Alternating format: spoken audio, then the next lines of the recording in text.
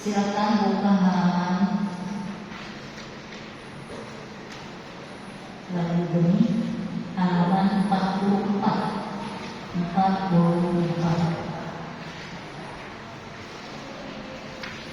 Jika benih dari tanah, bagaimana Anda mengharapkan tumbuhnya buah?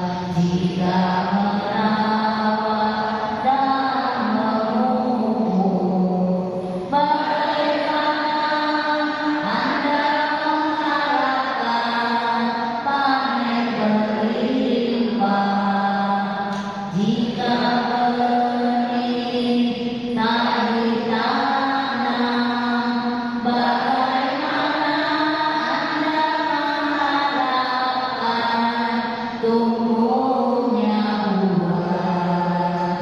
Jika tidak merawat dan memupuk, bagaimana Anda mengharapkan panen berlimpah? Segala kondisi adalah jodoh tercipta karena sebab. Jika sebabnya tidak ada, lagi akan mengharapkan isinya.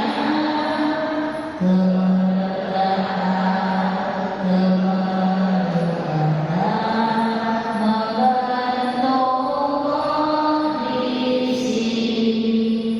Jika tidak dapat melepaskannya, Anda tenang seorang manusia yang dirasa, yang berputar dalam arus ketidakpastian.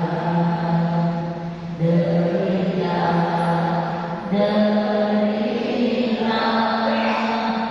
tanpa inti adanya.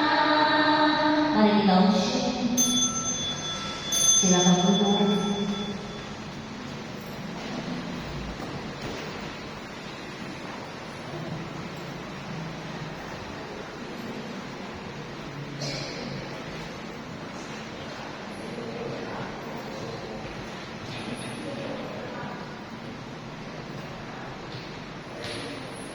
Amin. Bapak Ibu, saudara-saudari sedama yang berbahagia, semoga kita selalu dilindungi oleh Tuhan dan selalu diberikan kesehatan. Kita tahu kalau kita pelihara, walaupun pelihara manapun kita datang pelihara, kita memasuki ke dalam masalah, yang kita lakukan hal pertama yaitu kita worship. Minimal worship tahu statement apa kalau ini kita worship, terus kalau bisa sujud atau namaskara 3 kali itu bagus sekali. Kita menghormat para Buddha, para bodhisattva di dalam akar. Walaupun kita tahu Buddha sudah lama hari bana, sudah lama wafat, bukan berarti kita bersujud atau namaskara kita menyembah rupang, bukan. Tapi kita apa? Wihara atau kita terwihara, kita mau ketemu Buddha, yang mau ketemu para bodhisattva, yang mungkin mau ketemu Kuan Yin, mau ketemu Buddha intinya. Karena kita tahu walaupun Buddha sudah lama parinibbana atau wafat, tapi kita bersujud namaskara bukan kita terhadap rupanya, bukan. Kita tahu Sang Buddha pada zamannya Sang Buddha Beliau adalah seorang putra mahkota atau pangeran. Dia meninggalkan semua kekayaan, meninggalkan tahtanya, meninggalkan segala macam kekayaannya, kesenangannya demi apa? Untuk menolong makhluk agar tidak berputar terus di enam alam bumi lahir, sakit, tua, mati, mencari jalan. Kenapa manusia meninggal? Kenapa manusia berputar terus meninggal dan susah dari samudra mencari kenapa manusia demikian? Semua makhluk harus demikian, berputar terus.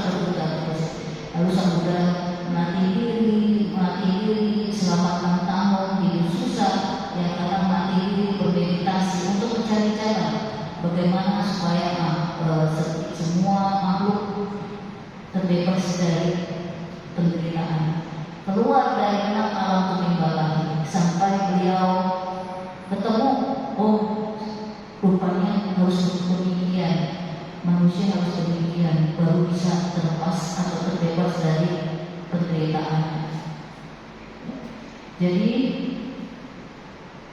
manusia sebenarnya, musuh manusia itu sebenarnya tidak ada rasa. Musuh manusia itu ada di diri sendiri. Karena kita punya egois, karena kita punya melekatan, sehingga kita jadi terus berputar dengan kelekatan kita. Karena kita kebodohan kita, sehingga terus berputar tidak putus. Apabila kita punya kesadaran, kita ini harus demikian, harus ikut apa yang diajarkan oleh Sang Buddha, kita bisa pelan-pelan menipis, kita bisa pelan-pelan keluar dari alam tumimbalan, pelan-pelan. Ya, tak semuanya bisa sudah. Beritanya teorinya gampang. Ini memang beritanya gampang secara teori. Tapi pelan-pelan, pernahkah kita koreksi? Kita lihat orang lain, kalau itu nggak boleh. Ya, itu lihat orang lain sebagai cermin buat diri kita sendiri. Kita nggak boleh demikian, harus koreksi. Itu kita melihat orang yang lebih baik, itu sesuai belajar, sesuai dengan apa yang diajarkan oleh Sang Buddha, kita tiru. Kita yang nggak baik kita tinggalkan.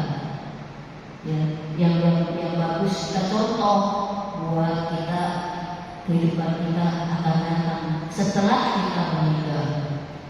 Kita hidup di dunia ini adalah sementara. Hidup ini tidak kekal. Suatu waktu kita akan tua, suatu waktu kita akan sakit, suatu waktu kita akan meninggalkan dunia ini. Nah, sekarang kita mau meninggalkan dunia ini, kita mau kemana? Pernah Bapak Ibu saudara-saudara sekalian berpikir, merenung setelah kita ada, kita nanti kemana nih? Pernah nggak berpikir demikian? Maka itu seperti tadi bumi, kalau kita tidak menanam kebaikan, kalau kita nggak mau koreksi apa yang kita lakukan sehari-hari, kita koreksi, kita nanti akan memetik hasil kebaikan kita. Kalau kita nggak pernah menanam benih yang baik, maka itu mulai dari sekarang jangan tunggu enggak saya mau nanti udah nanti mau sekian saya mau berbuat baik. Tunggu nanti. Kita pernah melihat nggak orang umurnya baru 20 sudah meninggal? Kapan kita bisa berbuat baik? Umur belasan tahun udah nggak, umur 30 nggak. Kapan kita mau tunggu apa? Kita kan nggak tahu umur kita sampai berapa. Kita nggak tahu. Kadang-kadang tiba-tiba kita seperti rumah saya dia malamnya pergi shopping di mall sama cucunya. Besok pagi tidur nggak ada. Kapan kita bisa berbuat baik? Kapan kita mau nanam benih buat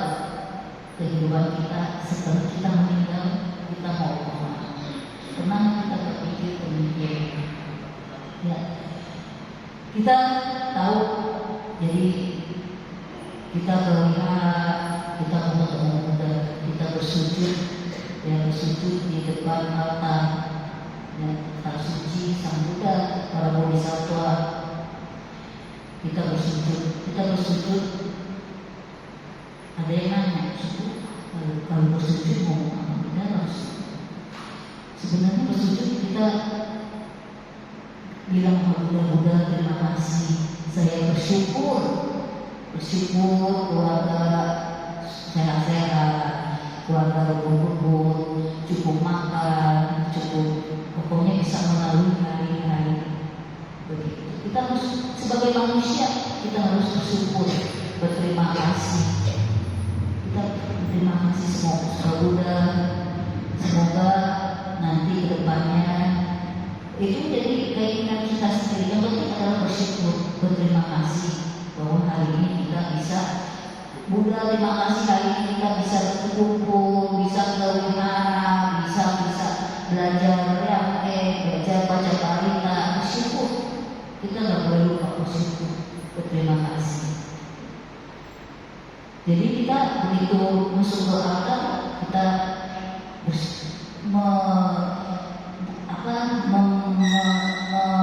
melihat sosok Buddha sebagai contoh suri tauladan buat kita menjalankan kehidupan kita sehari-hari.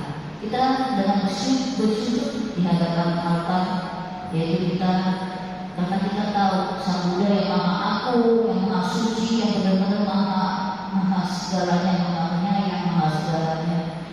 Kita memberikan contoh dari Sang Buddha, lalu kita jalankan, kita bertekad kehidupan kita sehari-hari akan seperti apa yang Buddha jalankan.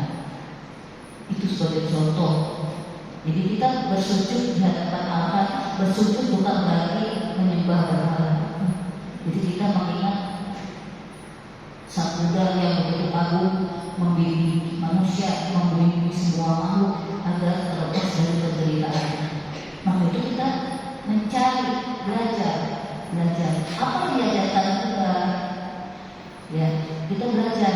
Oh, Buddha bilang begini, kita jalankan pelan-pelan jalankan. Gak bisa 100%, gak bisa pelan-pelan. Tapi kita bertekad kita mau setelah nanti kita meninggal, kita ingin ketemu Buddha.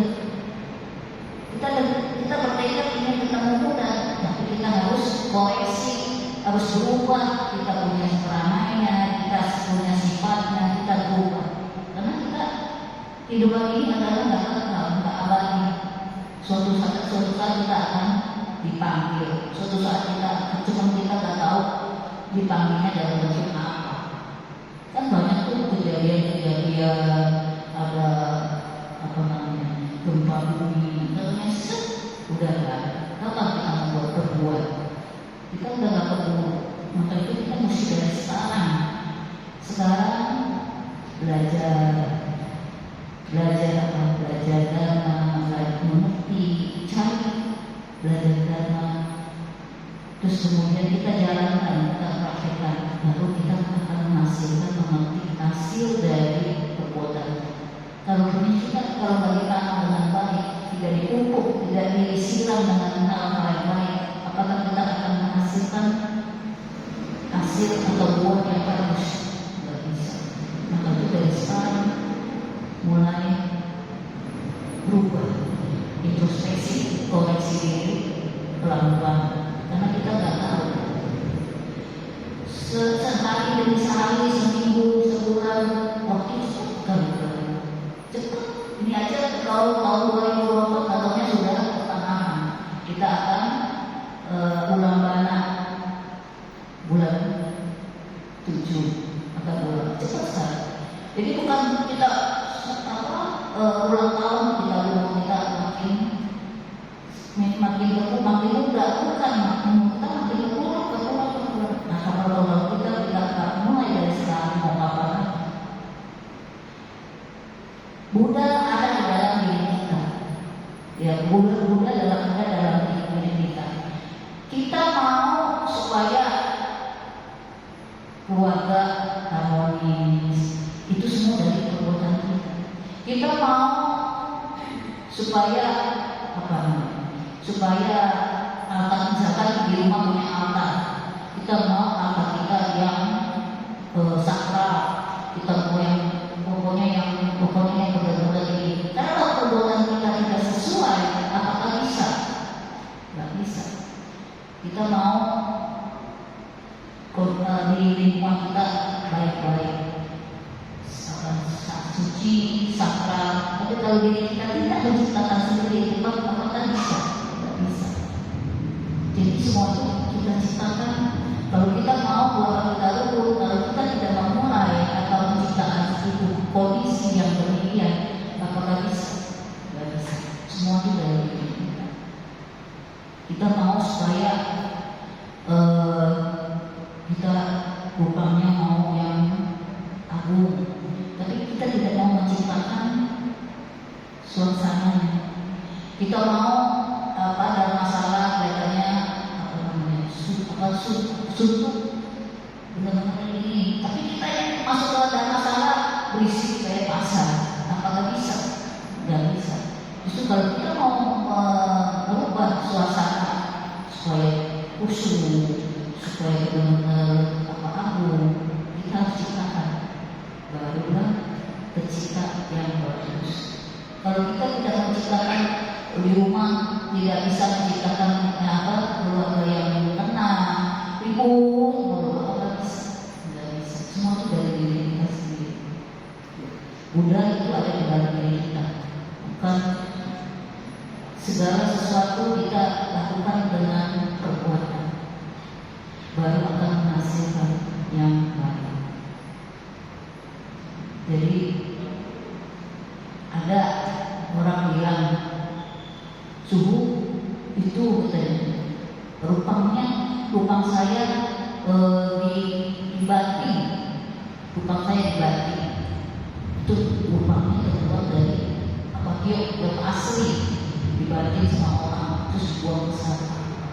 Lalu apakah dengan demikian tidak mau tidak mau menciptakan yang baik? Walaupun itu bati buang sampah, asal udah ada di dalam diri kita ciptakan suasana yang baik, baru akan menghasilkan yang baik. Kita tidak melekat dengan satu objek. Kita harus tahu semua itu ada karma. Harus yakin sama karma. Setiap perbuatan kecil atau besar pasti ada hasil buah karma. Walaupun orang lain tidak tahu, tapi kita yang tahu perbuatan kita baik atau buruk. Kita yang tahu karena kita yang menciptakan. Dan hasilnya baru nanti akan diperoleh. Baik hasilnya itu diperoleh pada kehidupan sekarang maupun pada kehidupan akan datang. Kita ciptakan, kita mulai belajar baca parita. Kita mulai belajar reading. Jangan sampai kita didoakan, disembahyani sama orang lain. Dan kita mulai belajar sebagai apa? Sebagai tabungan kita, deposito kita, nanti kehidupan kita yang akan datang. Kalau kita nggak mau deposito, ibaratnya kita mau beli rumah, nah dulu kita dari cicil. Nah begitu juga kita kehidupan sekarang ini, kita cicil, maksudnya kita deposit atau deposit dengan uang, tidak deposit dengan perbuatan. Nanti kita punya rumah di sana di surga Sukawati.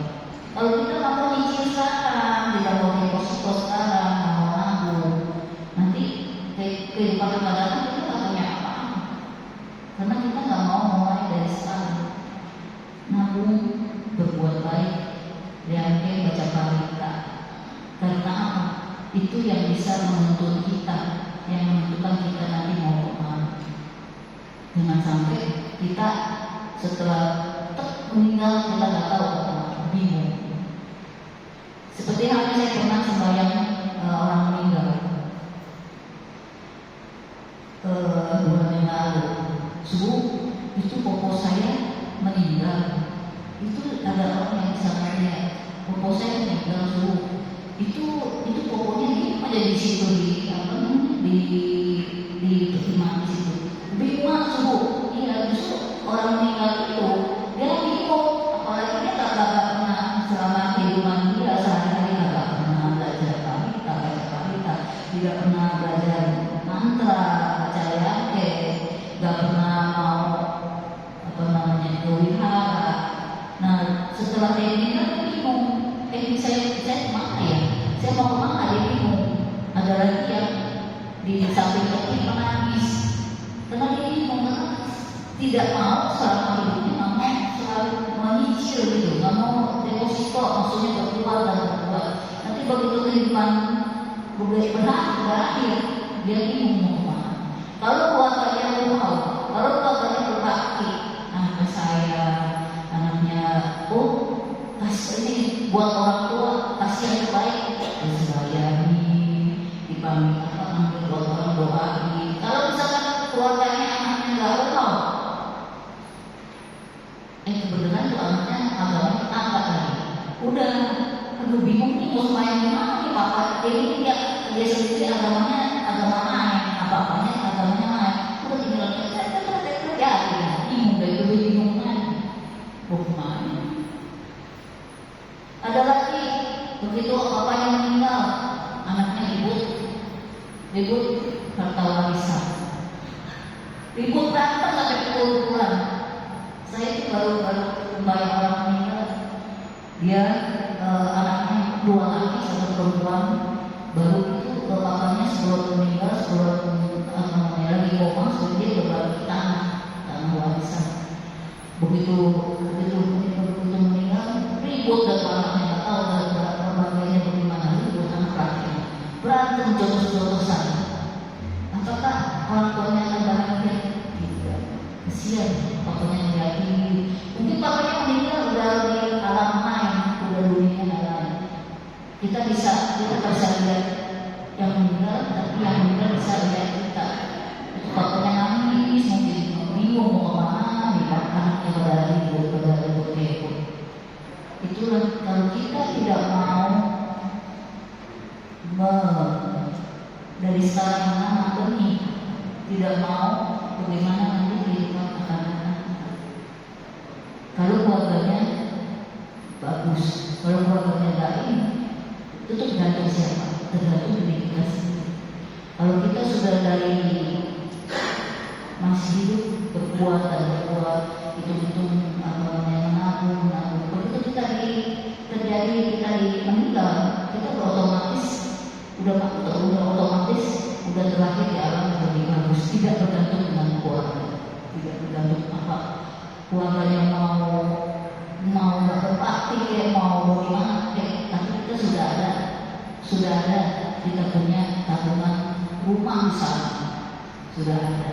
Jadi kita udah susah, tidak bergantung sama keluarga, tidak terikat, tidak termentak, sudah senang. Ya, kalau kita dari sekarang mau apa lagi? Ya, jadi kita nggak perlu nunggu sampai nanti. Nanti saya mau nanti kalau nanti cucu saya bernikah, nanti saya baru jadi mau apa? Kalau kita tiba-tiba umur kita nggak sampai, cucunya udah dewasa, mau tunggu kapan lagi? Ya, jadi kita selalu ingat dan harus selalu menanam benih kebaikan agar kita di depan akan datang kita lebih bagus dan lebih bagus lagi. Dan harus dirubah perbuatan kita, harus koreksi. Ya, kita bertekad saya nanti setelah meninggal ini saya mau ketemu Buddha. Tapi dengan mau ketemu Buddha, kalau perbuatannya nggak pernah dikoreksi ya sama kita. Kita mau ketemu Buddha harus selalu berbuat kebaikan. Ya, kita harus bertekad, itu pentingnya dan keyakinan. Terus begitu kita harus kewihara aja susah. Kewihara cuma seminggu sekali. Coba ada agama lain sehari 5 waktu, pagi, siang, sore, malam. Masa kita cuma seminggu sekali kewihara kita obah? Harus kita tingkatkan kita punya keyakinan harus ditingkatkan. Kita itu juga bagaikan kita makan nasi, merupakan kewajiban yang harus kita lakukan. Pelihara, ajak keluarga pelihara untuk sama-sama menanam benih-benih kebaikan, supaya sama-sama punya lahan sudah Sukawati. Kalau nggak begitu mau tumbuh apa? Ya, jadi kita ke wihara itu adalah sebagai wajib yang harus seminggu sekali. Kalau cek capo seminggu sekali, cek capo. Coba ya agama lain sehari 5 waktu. Rajin untuk apa? Kita mendekatkan diri dengan para Buddha supaya kita punya jodoh di kehidupan akan datang, supaya kita bisa ketemu sama para Buddha, para Bodhisattva. Ya, saya rasa sampai di sini. Ada yang mau nanya? Yuk, kita lanjutkan lagi. Silakan berdiri. Buka halaman 9, data nomor 15, data keyakinan. Aku berlindung kepada Buddha. Aku berlindung kepada Dhamma. Aku berlindung kepada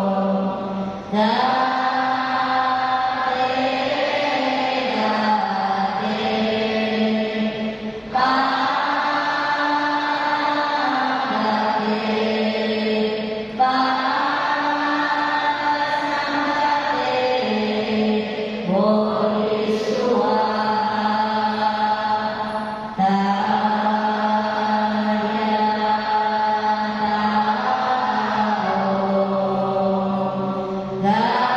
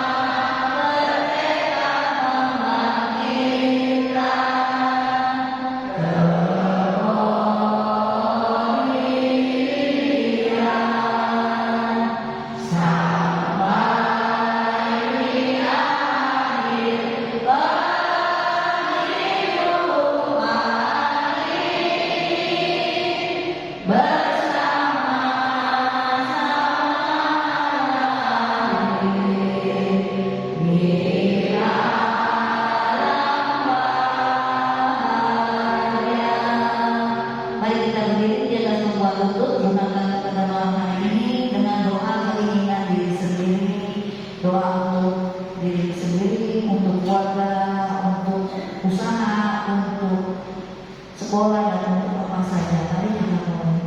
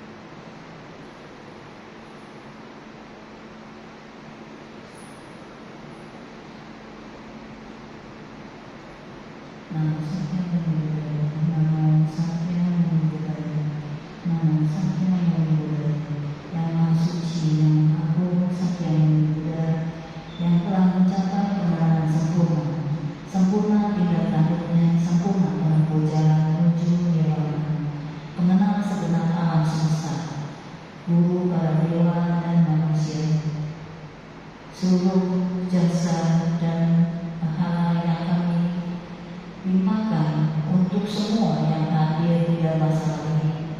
Semoga mereka memperoleh perlindungan, kesehatan, keberuntungan, kesejahteraan, kemakmuran, kesuksesan segala bidang dan kebahagiaan. Semoga sinar Torah Buddha senantiasa menerangi perjalanan hidup kami. Semoga kami semua dapat menjalankan dan mempraktekkan ajaran Sang Buddha dari kehidupan kami sehari-hari. Semoga kami senantiasa dapat selalu berbuat kebajikan terhadap sesama kami. Juga jasa dan pahala yang juga kami limpahkan untuk saudara-saudara kami yang sedang menderita sakit, baik di rumahnya masing-masing maupun di rumah sakit.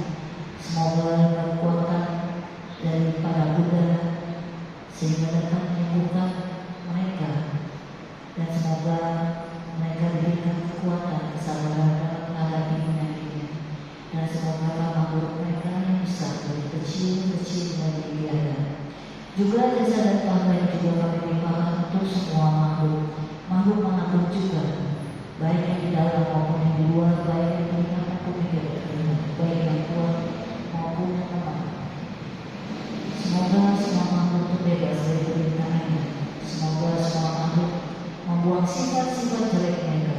Semoga semua makhluk hidup berbahagia. Semoga semua makhluk hidup berbahagia. Semoga semua makhluk hidup berbahagia. Semoga semua makhluk berjalan jalan kemudahan. Om Santi, Santi, Santi, Sadu, Sadu, Sadu. Mari kita tutup kebaktian pada malam hari ini dengan nama salam di dalam.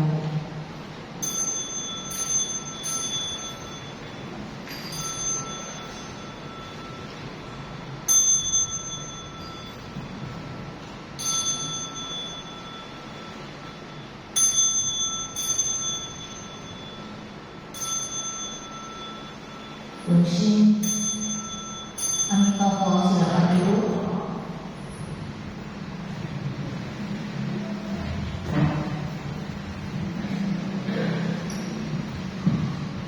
Terima kasih buat sebesar berikan dan terima sekaligus dapat pada kesempatan malam hari ini.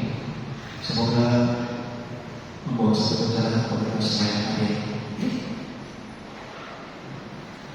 Selanjutnya, saya mengajak Bapak-Bapak, Ibu, teman-teman sekalian untuk sama-sama kita membuat satu kebajikan dengan perdana Mahamita.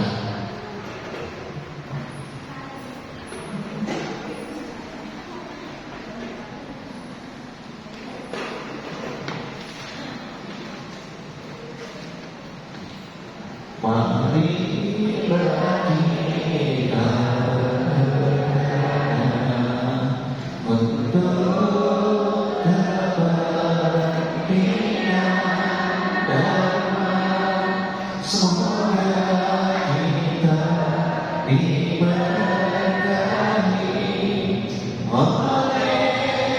Buddha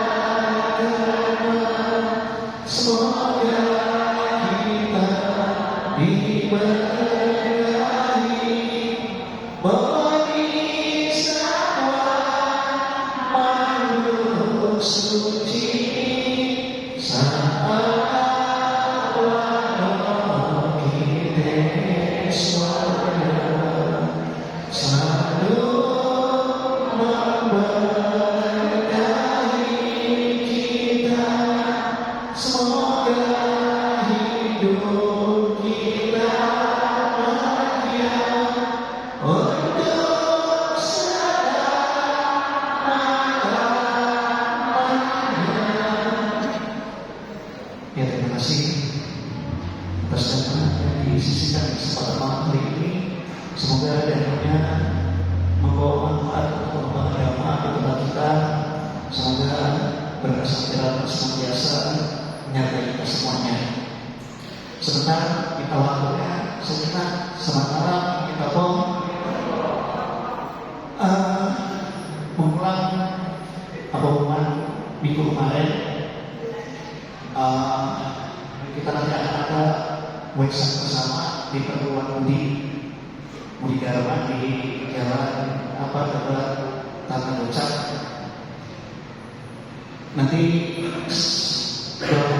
sama website kita akan ada jual kupon ini udah termasuk kartis masuk, door prize ada, door prize kalau salah nanti ada sepeda motor listrik juga selain peralatan elektronik.